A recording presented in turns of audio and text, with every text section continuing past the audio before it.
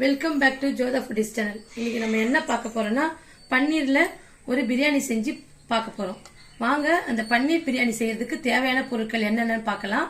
அதுக்கு தேவையான பொருட்கள் ஒரு 3/4 கிலோ பாஸ்மதி ரைஸ் ஒரு ½ அன் ஹவரா ஊற வச்சிருக்கேன். 150 வெங்காயம், ஒரு கைப்பிடி புதினா தழை, ஒரு கைப்பிடி கொத்தமல்லி தழை, 150 தக்காளி, 2 பச்சை மிளகாய், ஒரு லெமன், 100 இஞ்சி 100 பூண்டு. இதுல பட்டை லவங்கம் ஏலக்காய் போட்டு அரைச்சி வச்சிருக்கேன். தனியா பட்டை லவங்கம் ஏலக்காய் அன்னாசிப்பூ எடுத்து வச்சிருக்கேன். இது ஒரு 100 பன்னீர் எடுத்து வச்சிருக்கேன். கட் பண்ணி சின்ன சின்னதா கட் பண்ணி வச்சிருக்கேன்.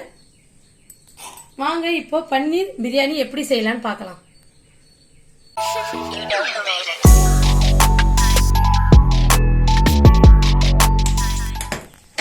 ஒரு குக்கர் நம்ம வச்சுக்கலாம். குக்கர்ல ஒரு 150 ரீஃபைண்ட் ஆயில் ஊத்திக்கலாம். 3/4 கிலோ அரிசிக்கு 150 ரீஃபைண்ட் ஆயில் போதுமானது.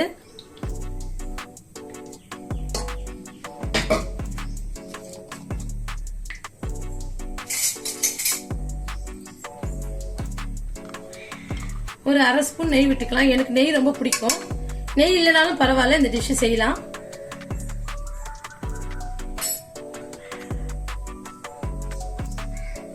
இந்த ஸ்டேஜ்ல பட்டை லவங்கம் ஏலக்காய் இதெல்லாம் போட்டுக்கலாம். இதுல வெங்காயம் இதுல ஆட் பண்ணிக்கலாம்.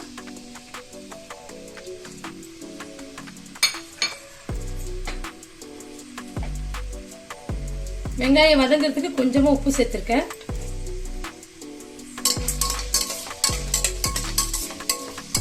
இப்போ இந்த எண்ணெயில இந்த வெங்காயம் நல்லா வதங்கட்டும்.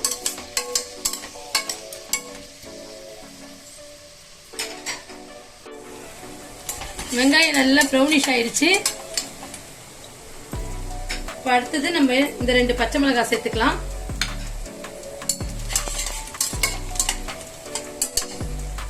பச்சை மிளகாய் போட்டாச்சு.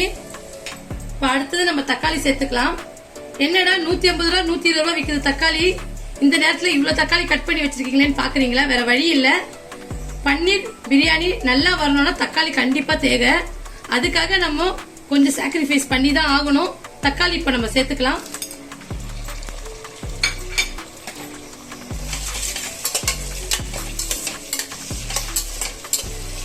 இருந்தாலும் தக்காளி சேர்க்கும் போது இவ்வளவு தக்காளி சேர்க்கும் போது கொஞ்சம் கஷ்டமா தான் இருக்கும்.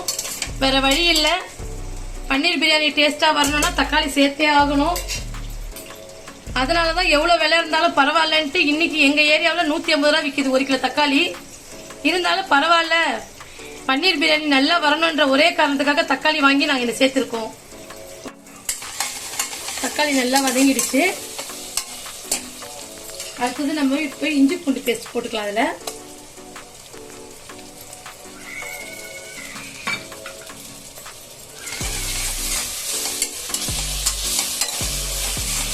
இஞ்சி பூண்டு நல்லா வதங்கட்டும்.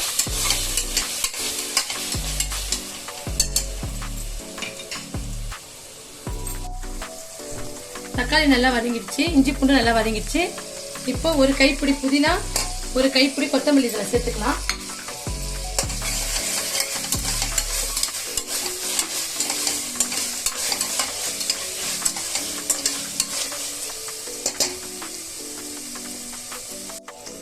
இப்போ அடுத்தது கட் பண்ணி வச்சிருக்கேன் பாருங்க இந்த பன்னீர். இதை நம்ம இந்த ஸ்டேஜ்ல சேர்த்துக்கலாம்.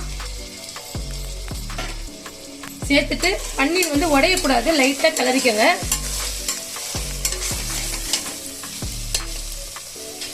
அடுத்தது ஒரு 1/4 ஸ்பூன் மஞ்சத்தூள்,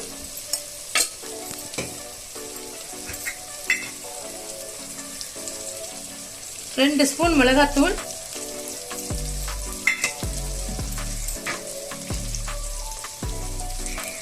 கொஞ்சம் கல்லுப்பு. மிளகாத்தூள் மஞ்சத்தூள் இந்த எண்ணெயில பன்னீரோட கொஞ்சம் மிக்ஸ் பண்ணிக்குவோம். இந்த மிளகாய் ஸ்மெல் எல்லாம் போகட்டும். எண்ணெயில வதக்கும் போது அந்த மிளகாய் ஸ்மெல் எல்லாம் போகும். ஆனா பன்னீரை உடைக்க கூடாது, லேசா தான் கிளறி விடணும்.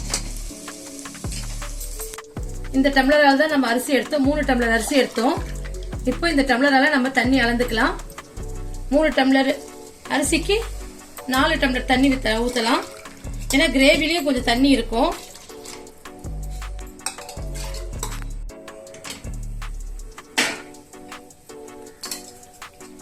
நல்லா தண்ணி கொதிச்சிருச்சு. இந்த ஸ்டேஜ்ல நம்ம லெமன் எடுத்து வச்சிருக்க லெமன் புழிஞ்சிக்கலாம்.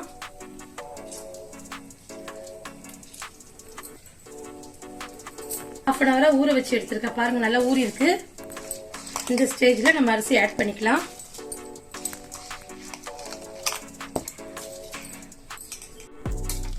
இப்ப அரிசி போட்டாச்சு. லைட்டா ஒரு கிளறு விட்டுருங்க.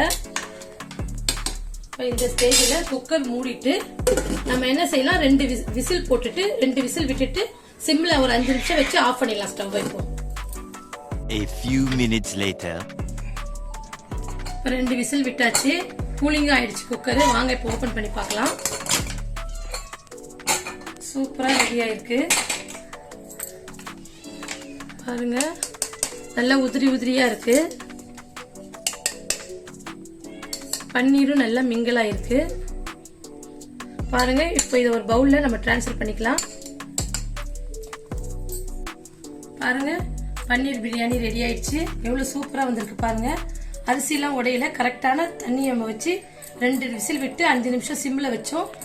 பன்னீர் எப்படி பாருங்க, உடையவே இல்லை, கரெக்டா வந்திருக்கு. இந்த பன்னீர் பிரியாணி கூட நம்ம ஒரு சூப்பரா ஒரு ரைத்தா ஒன்று ரெடி பண்ணிருக்கோம்.